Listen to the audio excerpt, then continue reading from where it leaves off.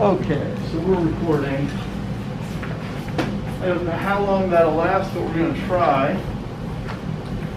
going that way. And then putting the video up on YouTube so everybody has a chance to watch the lecture more slowly if they want to. Pause it. We'll see if that's helpful. So, yeah, we're past that. Axial skeleton defined. All right, this is review. We've talked about this before, but let's do it again. The frontal bone, hold on.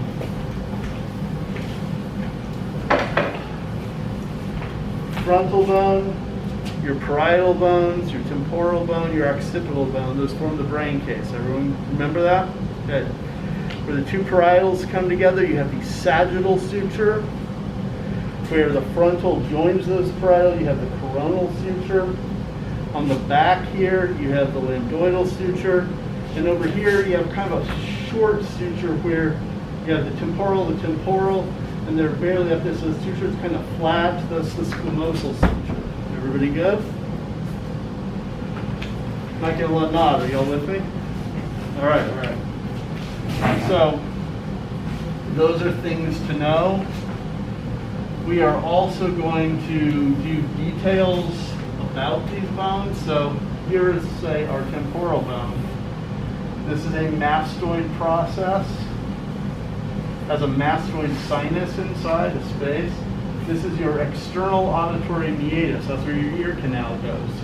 Yes, it's at the bottom of the skull. Even animals that have their ears at the top, the canal, if you follow down, it's probably coming inside, down low.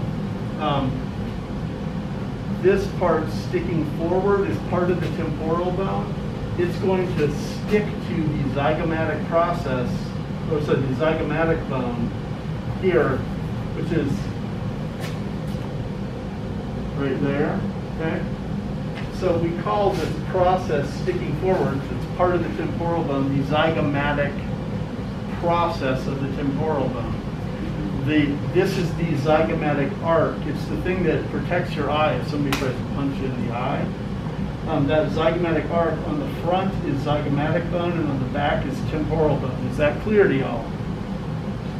All right, moving on. Now, when we look right here, this is the maxilla. It holds the upper teeth. This is the mandible. It holds the lower teeth. Those teeth go into little sockets that are called alveoli. They're held into the sockets by the periodontal ligament. Remember, ligaments link bones together. So the thing that holds the tooth into the socket is a ligament. What I'm saying is your teeth are kind of like bone. Does this make sense? Everybody good? All right. If you grab your nose, everybody take a breath so you don't have to breathe with your mask off. Now, wiggle your nose, move up until you get to a part that doesn't wiggle. That part that doesn't wiggle, you've moved from cartilage to bone. That is your nasal bones up there. Good? Nasal bones. Anyway, so your maxilla, it's going to have holes that are below the eye socket. Okay? Infraorbital. Your frontal bone is going to have a hole or a notch right on the edge of the eye socket.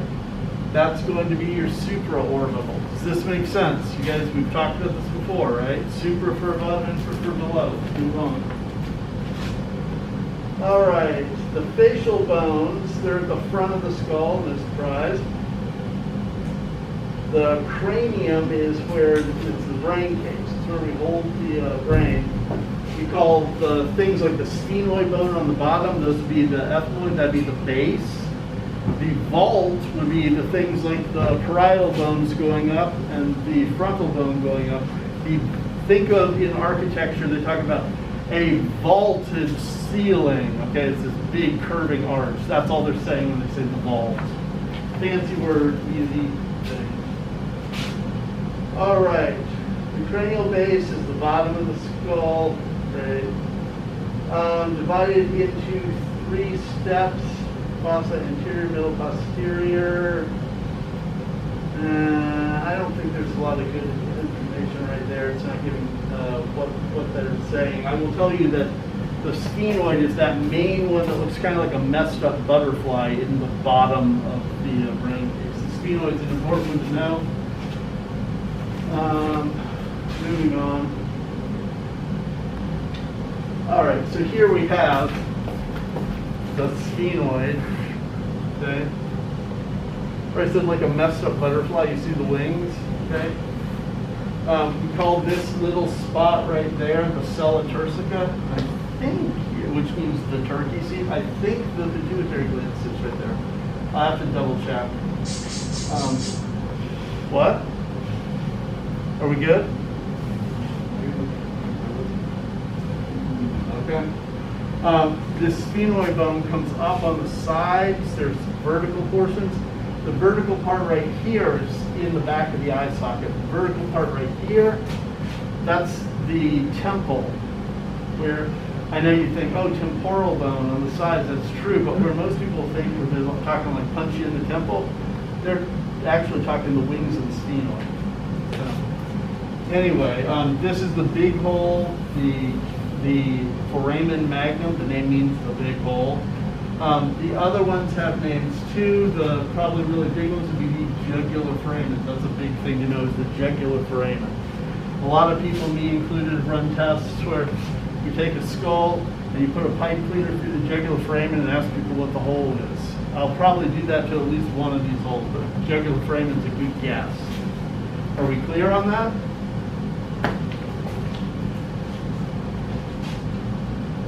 All right, so the brain itself has lobes, and they are often named for the nearby bone. Okay, so the frontal lobe of the cerebrum, you probably guessed it's by the frontal bone. Okay, the temporal lobe is named for the temporal bones that are nearby. Okay, so that's pretty straightforward. Let's move on. All right, the cranium has other cavities, middle and inner ear cavities. That's talking about if you go down the external auditory meatus, you go through where the tympanic membrane, the eardrum is. The nasal cavity, that space is mostly is behind the nasal bones and up in the ethmoid space. The orbits for the eyes, we just talked again. I'm going to emphasize the supraorbital and the infraorbital foramens. Well, the orbit they're talking about is the big hole the eye goes in. And remember, that's made out of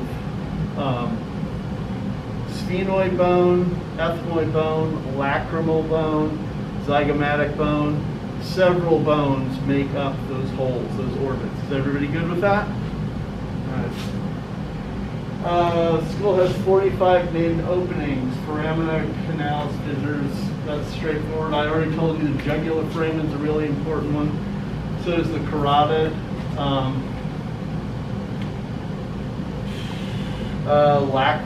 The lacrimal duct, that'd be another example. The passage for the spinal cord, that's the most important one. That's going to be your foramen magnum, the big hole we talked about. Yes? Okay.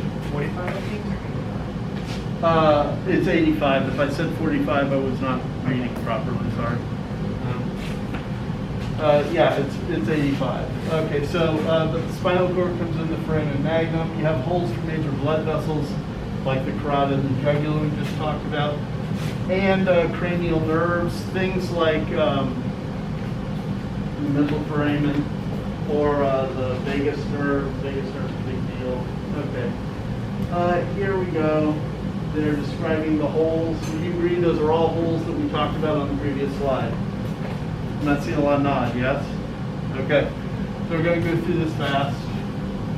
The orbit is right here. The frontal sinus, these are spaces that are in the frontal bone, okay? Holes in the frontal bone. We talked about that before. We talked about elephants a little bit, okay? But bone on the front, bone on the back, space in the middle. That's what it is when you hear a sinus. A sinus is a space. So the maxillary sinus, these are big spaces inside the bone, okay? The ethmoid sinus which is going to be listed, well, vomer, concave. Behind that, I don't know why they're not showing it. I will find the picture and show you the ethmoid sinus. Probably just because they're showing that from the front.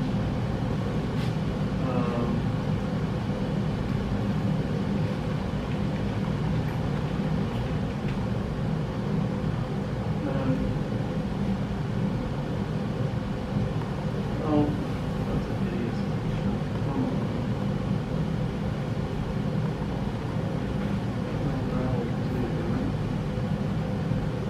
Open, tab, blow it up.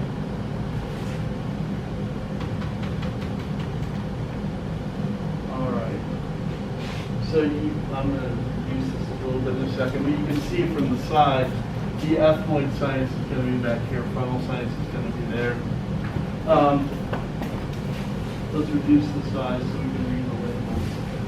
All right, so frontal sinus, they're putting in blue. Ethmoid sinus, they're putting in green. Oh, wow. Okay, so sphenoid sinus is what they're putting in yellow. And maxillary in pink. I can tell you right now, these are open airways. We talked before about how they warm, moisten, and filter dirt out of the air that you're breathing in. Everybody remember that? Air moves around in these spaces. If you get congestion, sinus congestion, you can build up mucus or phlegm and it can close those.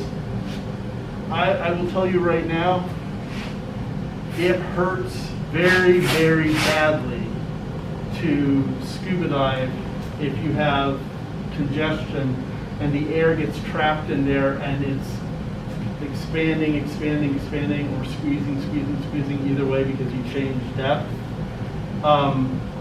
It feels like someone is slowly squeezing your jaw in vice grips and they're going to break your jaw. I've had it happen once and it's bad. It's very bad. Anyway, moving on.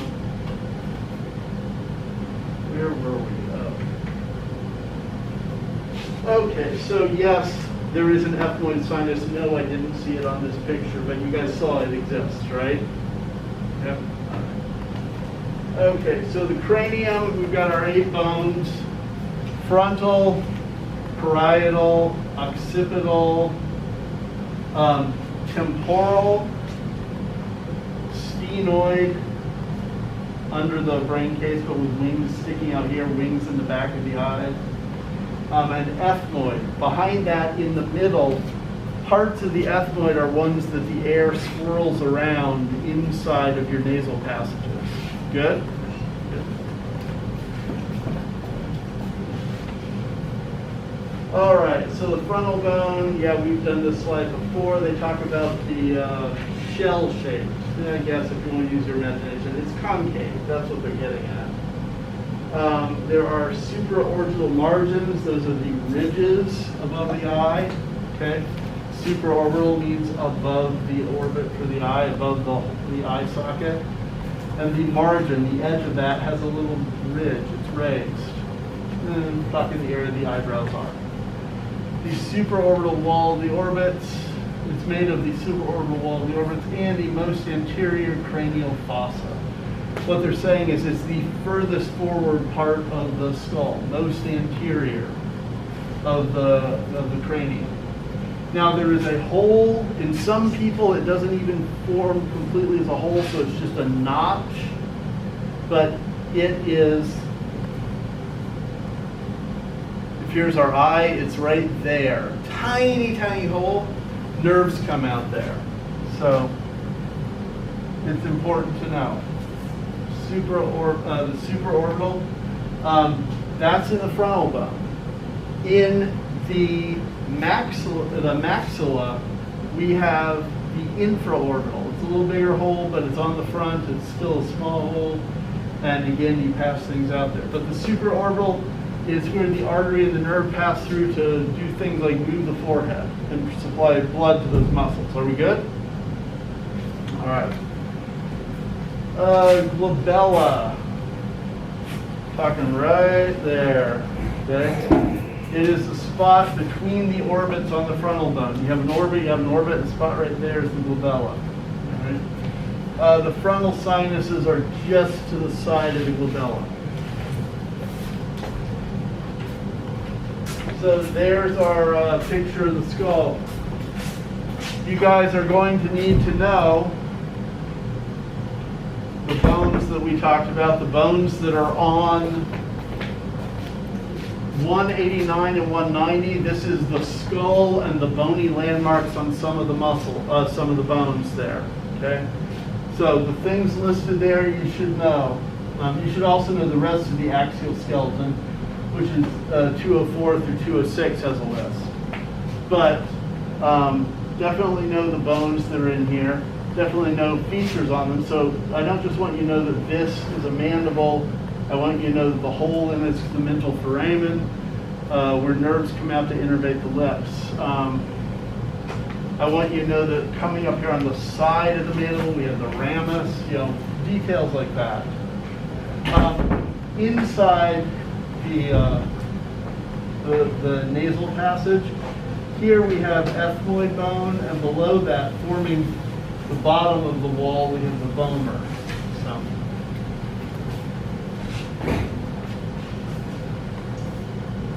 Here inside,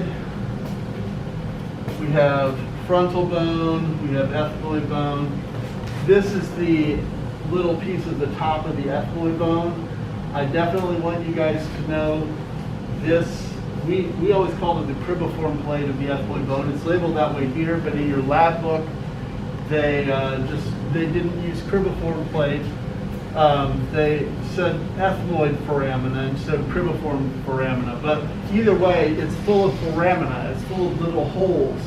These little holes are how we are passing scent molecules up to the bulbs of the olfactory bulbs. You have an olfactory bulb, a scent bulb here, and a scent bulb here.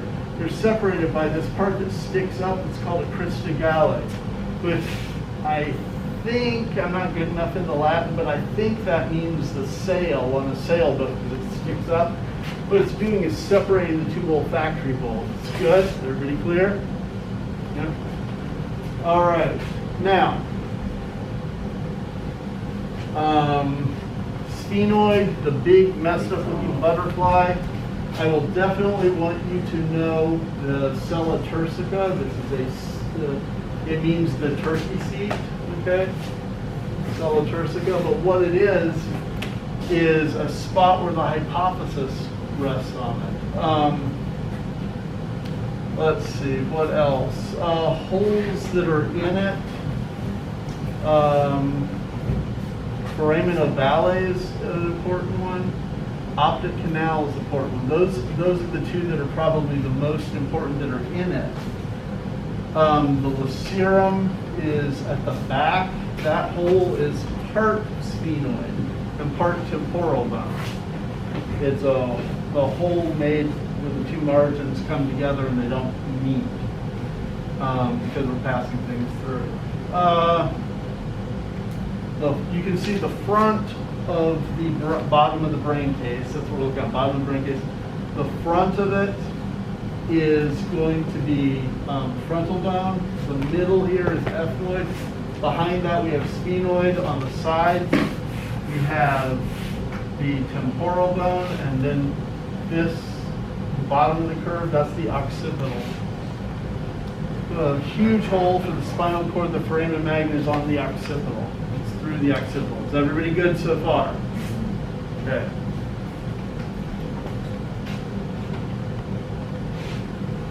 All right, so there, it's the same picture as the one we were just looking at. It just looks more like what you're going to see on the test. Instead of pretty bright colors, this is what the bone actually looks like. Good? So, same thing, jugular foramen, foramen magnum, sella turcica, cribriform plate of the ethmoid bone, crista galli. Same features, just not pretty bright colors. All right, so parietal bones and sutures. You know, We have the two parietal bones here that form the upper brain case, the upper sides of the vault. Between them, we have a sagittal suture. Everybody good? Okay. At the front of them, where the frontal bone joins, we have the coronal suture. All right. The lambdoidal suture is at the back, where we have the occipital, and we have the two parietals above, occipital on the back, parietals above. The suture that goes like that, that's your lambdoidal. The squamous suture is on the sides. Think squamous, like flat. It's not sticking way up here on the skull, it's flatter down here because our temporal bones are further down on the skull than most people think they are. So, flat, squamous. Is everybody clear on these sutures, yes? Does everybody understand that I will probably be tagging sutures on the test? Okay.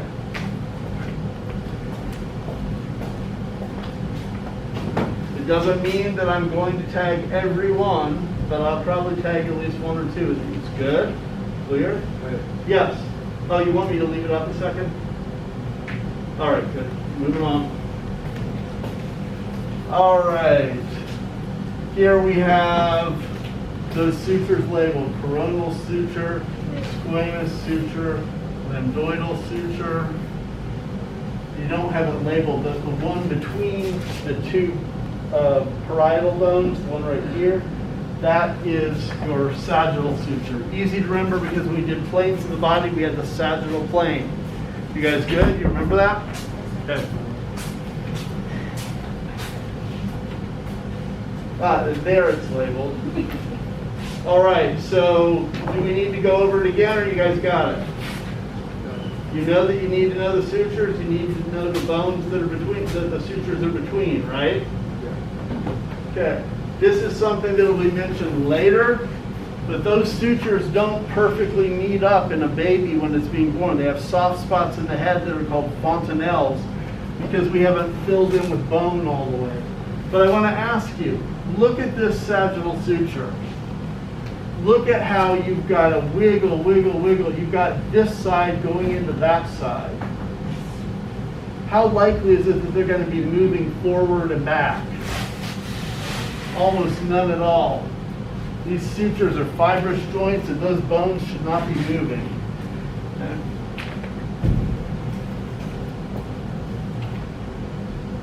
All right. Can we get another break?